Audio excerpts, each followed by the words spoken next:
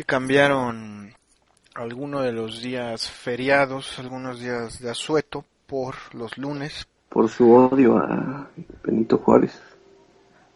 Y también podríamos decir que por su odio a la revolución. También. Porque Sí. también... bueno, y a la Constitución. Más bien su odio hacia el país en general, porque esas tres fechas han sido sumamente significativas en Su el odio al desarrollo del nacionalismo país. revolucionario, más bien. ¿Cómo? Su odio al nacionalismo revolucionario. Bueno, como buen panista. Pero creo que a la gente le beneficia porque pues, se vuelven puentes fines de semana de 3 días. Tú, por ejemplo, pues, estás transmitiendo desde Acapulco. Pues. Así es. Querías vacaciones, pero pues aquí la noticia no descansa. Sí, nomás es un maldito, güey. El que sí se tomó vacaciones fue el corresponsal del Vaticano. O tal vez está reflexionando en este segundo domingo de Cuaresma. Pero escuchamos a Alberto Cortés con Las Palmeras. Y lo escuchamos porque apenas el 11 de marzo cumplió 73 años, el martes. Y bueno, pues gran compositor, cantante, algunos dicen poeta, aunque pues yo no lo considero poeta porque por lo general los poetas son aburridos. Y Oye, como ¿qué te bien, pasa? ¿qué? No son aburridos. Pues la frase misma lo dice, pues la poesía ha sido lo más aburrido creado desde los sumerios. ¿Quién dijo esa frase? ¿Tú? Alfonso Mm, Alfonso está Gandón. bien. Pero Ya si si quieres le García... preguntas el próximo domingo. Está bien. ¿García qué? ¿Maínez o quién ibas a decir? Pero pues García Lorca era una loca, no creo que haya sido aburrida. Digo, aburrido. Bueno, no sé. Tiene por cierto un, un poema a Sánchez Mejías, que fue un torero que murió en el ruedo de una cornada. Pero yo nunca he hablado, por ejemplo. Bueno, el poeta Gerardo Diego, pues sí es el poeta por antonomasia, el poeta de los toreros. Pero en el caso de Alberto Cortés es como hacerlo un poco aburrido cuando el tipo es muy divertido. Pues en sus canciones hay cosas muy simples, pero de mucha verdad. Algunos le llaman, creo, el cantautor de las cosas simples. Y escuchamos no de las clásicas que él tiene, en este caso podríamos llamarle una tropicanía, así como el Caifán llamó a 3 de sus discos. Pero pues quién no recuerda esa de El árbol y yo, mi árbol y yo más bien. Yo en lo particular nunca he plantado un árbol, pero mucha gente se siente identificada con esa canción. O la de Cuando un amigo se va, te llegará una rosa, castillos en el aire. No soy de aquí ni soy de allá. Hubiera puesto varios fragmentos, pero se alarga el programa y tenemos poco tiempo. Y nada, recordar que el recién desaparecido Facundo Cabral, que pues, lo asesinaron, aunque no él no era el objetivo, bueno, pero lo asesinan. Él hacía conciertos, Alberto Cortés y Facundo Cabral, que los titulaban, ¿cómo los titulaban? Lo Cortés no quita lo Cabral, algo así. Pero el caso es que cumple 73 años. Ah, y la de Callejero, que pues es una excelente canción, que habla de un perro, que yo siempre he dicho que es una figura, aunque tú descubriste en algún momento que sí existe un perro en no sé qué país. Ah, claro, sí. Sí existía ese perro. Aunque es más bien una figura retórica, pero excelente cantante Alberto Cortés. También pondremos canción de otro gran cantante, en este caso mexicano, porque Alberto Cortés es argentino, pero hablaremos de él, que decían que tenía un gran parecido No, Alberto Cortés, ya estoy hablando del segundo cantante que hoy escucharemos música de él. Decían que era hijo de Héctor Martínez Serrano, el locutor de Aura de Radio Centro y muchos años en la W. Pero bueno, él ya falleció. Hablaremos de Manolo Muñoz. Mientras tanto, vamos a las notas jurídicas, ¿verdad? Sí. Para después pasar así, hablaremos largo y tendido de la fiesta de toros y toreros. Está bien. Pues vamos a comentar. Que además no vas a poder interrumpirlo porque dices que tienes poca pila, entonces en Así algún es. momento avisar que te tendrás que ir de forma intempestiva. Entonces, mientras tanto, hablemos de cosas jurídicas. Esta noticia es del 11 de febrero. Sigue siendo relevante porque todavía sigue en curso el juicio, realmente.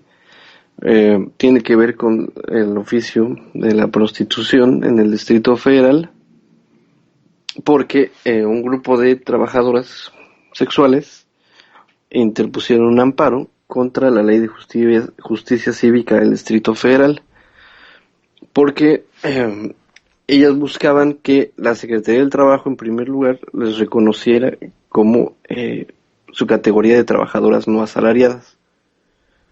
Sin embargo, Trabajadoras no asalariadas. así es. Ajá.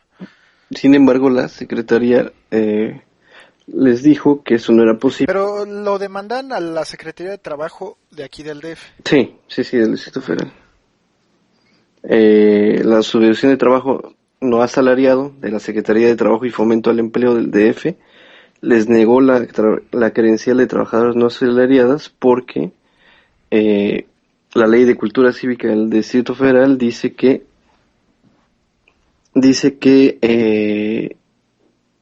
es una falta administrativa la prostitución.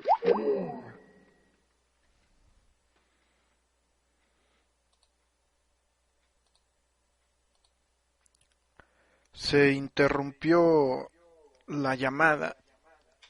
Creo que seguimos al aire nosotros, pero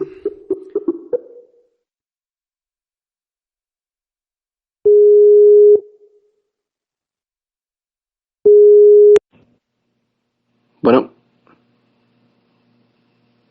bueno, bueno. ajá.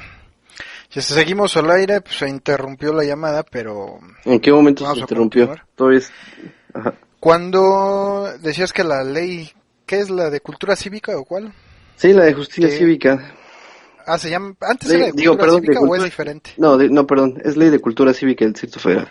Sí. Ajá. Entonces decían que es una falta administrativa la La prostitución. prostitución, por eso Está establecido en la ley. así es, la Secretaría de Trabajo y Fomento al Empleo no les dio las credenciales de trabajador no asalariado.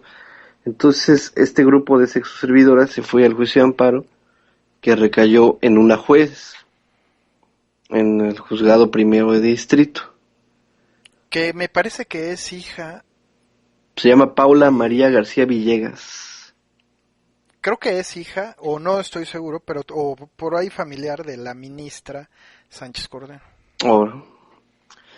Bueno, pues ella resolvió que la Constitución no prohíbe la prostitución, sino más bien señala que el ejercicio del derecho a la libertad de trabajo se condiciona a que no se dañen los derechos de terceros o de la sociedad en general y que la actividad sea lícita. Y parte de la sentencia también señala que no se debe estigmatizar a las trabajadoras sexuales por motivos morales ni verlos desde el punto de vista de si se escandaliza la moral de algunos miembros de la sociedad, pasando por alto la alta complejidad que tiene, como la situación de vulnerabilidad y marginación en la que se encuentran. Por lo tanto, la negativa... ¿Declaró inconstitucional o...? Sí. La negativa a que se le otorgara esta credencial. Pero no se impugnó la norma. Sí, también se impugnó la constitucional del artículo 24, fracción 7 de la Ley de Cultura Cívica. También y se declaró inconstitucional. Eso ahorita lo reviso. No sé si el acto de aplicación o el artículo en sí. pero lo que señala es que se les viola el derecho a la salud, especialmente sexual y reproductiva, a la educación y en algunos casos se ha transgredido su dignidad humana. Entonces, García Villegas ordenó a las autoridades laborales emitir las credenciales solicitadas por los quejosos y quejosas como trabajadores no asalariados y que le expliquen que tienen derecho a la educación, salud, alimentación, vivienda digna y sus derechos laborales, como podría ser formar sindicatos y les ofrezcan gratuitamente cursos y talleres para que puedan tener una alternativa laboral y estén en condiciones de elegir si es su deseo dedicarse a la prostitución o a otra actividad. O sea, todo esto lo incluye la sentencia. Esto fue el 11 de febrero, que por lo que veo no incluyó la declaración de inconstitucionalidad de este artículo, sino nada más la negativa a entregar las credenciales. Y entonces el amparo es para el efecto que se le entregue la creencia. Ajá, y bueno, y todas estas demás cuestiones de que se les dé información y demás, ¿no? Pero resulta que el día... el 19 de febrero, la Asamblea Legislativa, eso significa que también la juez consideró que el artículo 24 era inconstitucional, el que decía que es una falta administrativa la prostitución. En respuesta a eso, la Asamblea impugnó la sentencia por considerar que la prostitución es una actividad ilícita, y lo que dice la Asamblea, dice, conviene aclarar que se entiende por licitud en los términos del artículo 5 del derecho al trabajo, 5 constitucional, la licitud de un acto o de un hecho que es una circunstancia que implica la contravención a las buenas costumbres o las normas de orden público, en el primer caso, y la ilicitud, por tanto, tiene un contenido inmoral. Esto se refiere a una contraposición con la moralidad social que en un tiempo y espacio determinados exista.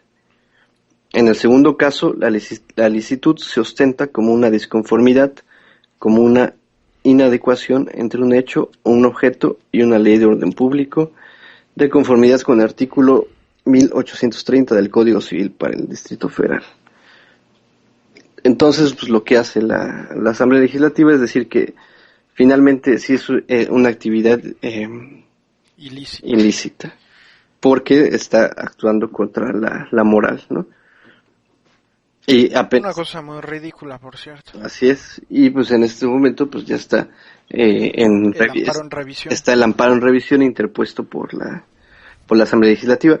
Y bueno, en esta misma nota de Nexo es un artículo donde habla sobre este tema, este amparo, señala un caso curioso a finales de los años 30 del siglo pasado, la Corte determinó que por tratarse de una necesidad biológica y social, era imposible que el derecho suprimiera la prostitución.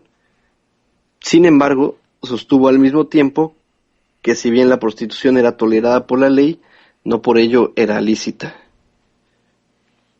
La ley podría admitir o reglamentar la prostitución, pero no por eso podía deducirse que fuera un trabajo honesto.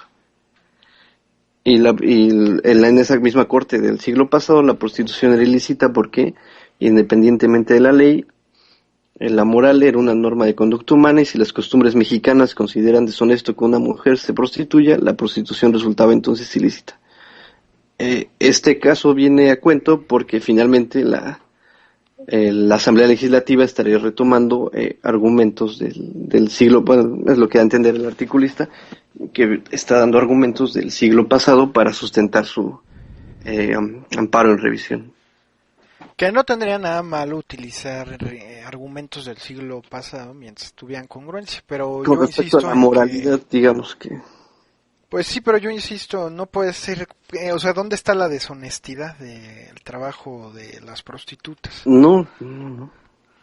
Y además no sé por qué, bueno, siempre va a existir la trata, el problema de la trata, claro. Y bueno, de los padrotes y todos estos problemas, y que muchas veces dicen la gente, no, hombre, es que obligan a las mujeres, no es que se quieran prostituir. E incluso he visto algunos mensajes en el Facebook donde dicen, un hombre verdadero no compra el sexo, entonces no estés promoviendo la prostitución. Algo completamente ridículo, porque pues cada quien está en libertad si quiere comprar media hora de una relación sexual, ¿no? Uh-huh. E igualmente las mujeres pues, están en libertad de dedicarse a lo que mejor les acomode, y si eso les acomoda, pues que bueno. Además de que decíamos, no sé si de broma o en serio, pero decíamos que muchas de las prostitutas evitan un gran número de violaciones, porque en lugar de a lo mejor algún criminal o con tendencias criminales, pues prefiere pagar un número de pesos en lugar de ir a violar a una mujer. Sí, y fíjate que finalmente la juez del primero distrito señala que para no vaciar, o sea, que no se trata de vaciar de contenido la libertad de trabajo, simplemente dejando que la prostitución se lleve a cabo, o sea, para no caer en esta parte de la trata de personas, que finalmente el Estado debe limitar la licitud, estableciendo prohibiciones y requisitos razonables que no contradigan lo que establece el marco constitucional de protección de derechos humanos. Que tiene cierto sentido, finalmente, si está la libertad de trabajo, se puede realizar la prostitución, y reglamentarla adecuadamente podría ser más benéfico que simplemente prohibirla, e incluso pues me parece importante negarle sus derechos como trabajadores no asalariados a estas personas que interpusieron el amparo, o en general a las exoservidoras. Y en otro aspecto también se comentaba que esa credencialización podía servir para que el gobierno tuviera controlados pues los círculos donde se ejerce la prostitución, Sí. y siempre pedir una parte, ¿no? de las ganancias. Entonces que podría en todo caso a lo mejor hasta salir contraproducente para las trabajadoras sexuales, Porque se podría prestar a corrupción. que ya de por sí se presta, porque los policías sacan su raja de ahí. Igual, pues los padrotes, pues hemos dicho que se ganan, creo que incluso les cobran o sea, más de la mitad de lo que pudieran ganar pues al día a estas mujeres que se dedican al servicio sexual. Pues aquí el asunto, y lo que realmente me parece, digamos, el punto principal, es que de nueva cuenta se está dejando a un juez. Bueno, ¿sí me escuchan? Sí. De nueva cuenta se está dejando a un juez o un tribunal, que son una persona, o el tribunal, que son los 3 magistrados, una decisión que es de orden público y que debería decidirse mediante un procedimiento legislativo, ¿no? Porque aquí están dejando incertidumbre a todo un gremio muy importante de la sociedad y las personas que se ven beneficiadas con ese gremio, y no es una decisión que deba de judicializarse, sino que debería abrirse un tema de discusión política, y no dejar la última palabra a la corte o a una juez o al tribunal. Pues sí, pero cuando viene la asamblea a interponer un recurso de revisión con esos argumentos, es cuando se prefiere que el órgano judicial resuelva. Así es. Aun cuando pues sí tenga limitaciones e incluso no sea conveniente. Así es. Pero ya para terminar el tema, o no sé si haya algo más jurídico, o sea, respecto de este tema. Respecto a este tema, pues no, esperaremos a ver qué resuelve finalmente el tribunal colegiado al que haya recaído el asunto, y sería bueno revisar la sentencia en su totalidad, sería interesante. ¿O no lo podría atraer la Suprema Corte?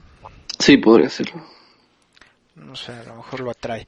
Pero ya para terminar, recuerdo el brindis que hizo en una ocasión, creo que era la fecha en que supuestamente se retiraba este torero gitano, el Brujo de Apizaco le apodan, a Rodolfo Rodríguez el Pana, donde el 7 de enero de 2007 brindó precisamente a las prostitutas su toro, la muerte del toro. Y lo voy a citar porque fue como él siempre ha sido muy folclórico y muy sincero, pues ahí va la cita, que es el brindis tal cual lo hizo, y dice: brindo a las damitas, damiselas, mesalinas, princesas, vagas, salinas, zurrapas, suripantas, vulpejas, las de tacón dorado y pico colorado, las putas, las buñis, pues mitigaron mi sed y saciaron mi hambre y me dieron protección y abrigo en sus pechos y en sus muslos y acompañaron mi soledad, que Dios las bendiga por haber amado tanto. Ahí está el caso típico, pues, de un hombre que se sintió protegido, pues, en los brazos de las exoservidoras, y que no vengan ahora de no un verdadero hombre, porque un verdadero hombre, vaya que lo es el pana, no va a ir a comprar relaciones sexuales. De veras que son mentes deformadas y desquiciadas que ven moros con tranchetes. Pero entonces hasta aquí tenemos otra nota jurídica. Porque yo tengo una... Ah, bueno, adelante.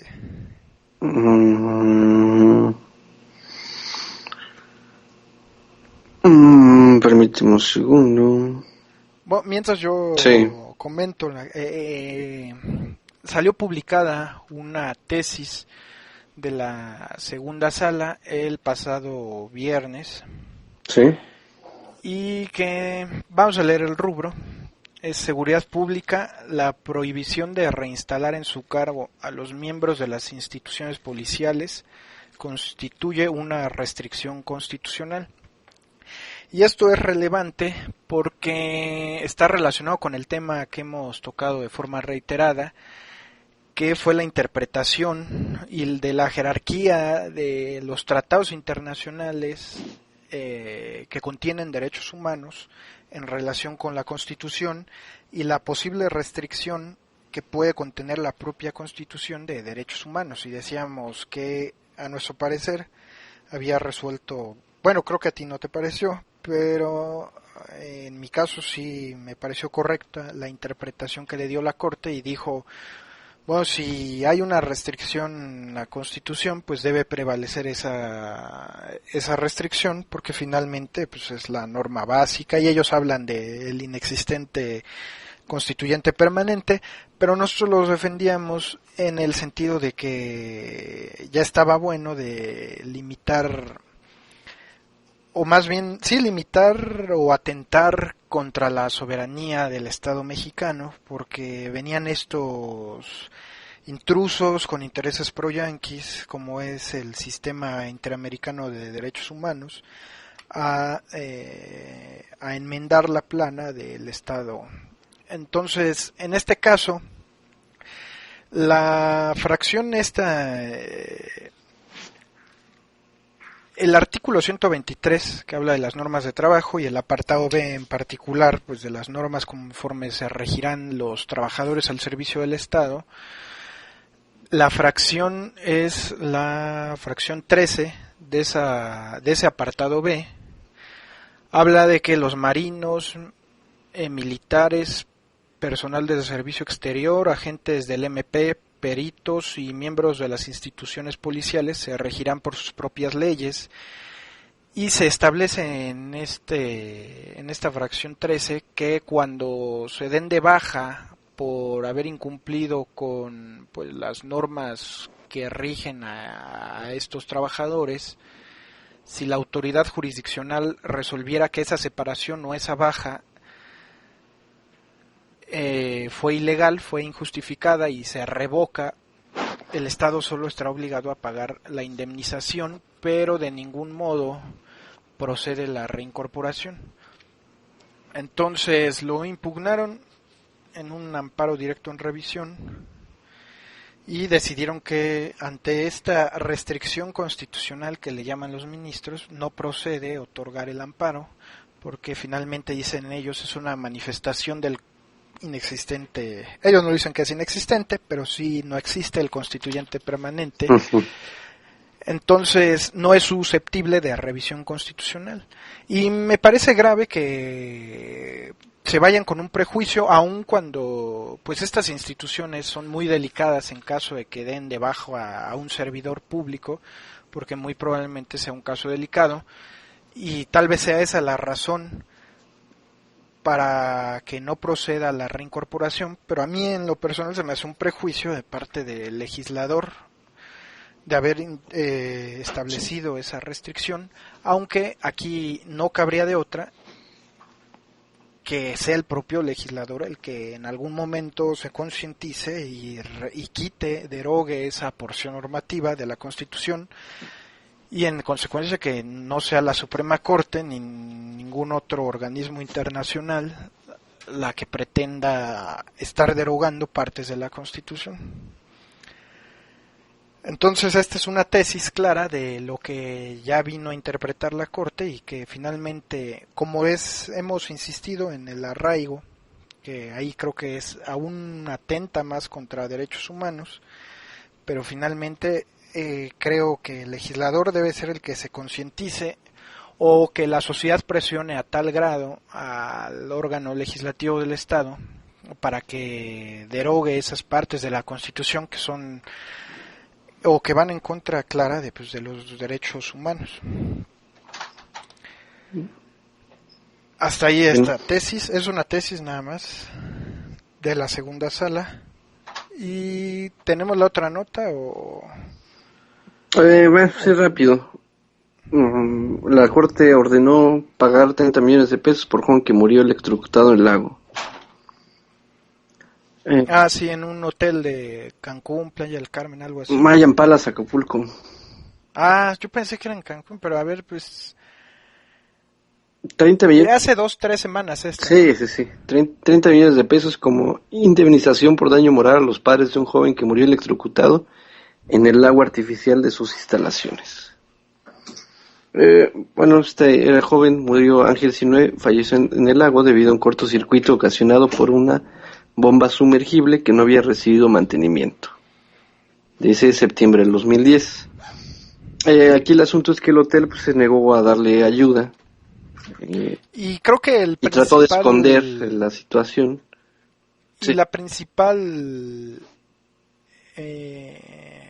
argumentación que daba el hotel para no pagar tal cantidad que demandaban los padres era que como pertenecía a la clase media no necesitaban tanto dinero, algo por el estilo yo escuché en este programa desde la Corte. No había escuchado eso. Porque inicialmente el Tribunal Superior del DF le determinó que solo a pagar $1 millón de pesos. Las partes se ampararon y se resolvió por unanimidad del juicio que eran 30 millones, porque en estos casos de daño moral que son muy, muy especializados, se señala que los jueces deben tomar en cuenta el tipo de interés lesionado, la gravedad del daño y la capacidad económica, no de la persona que recibió el daño, sino de quien lo causó. Claro. Y ahí se ve que la capacidad económica es bastante alta de un hotel. Uh-huh.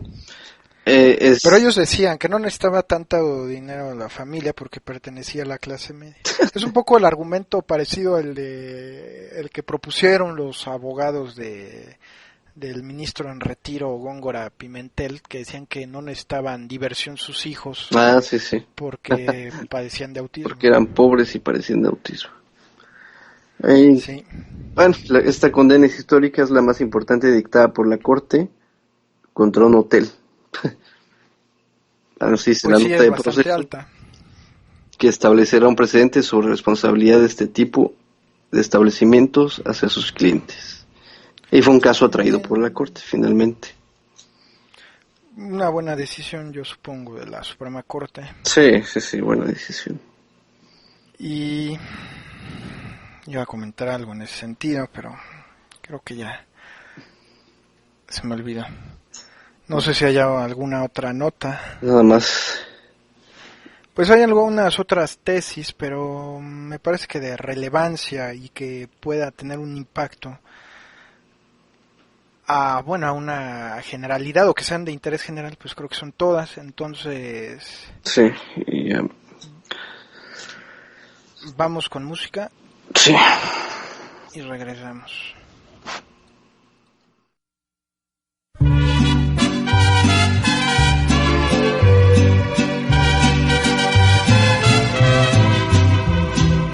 Ánimas que no amanezca, que sea puro a medianoche.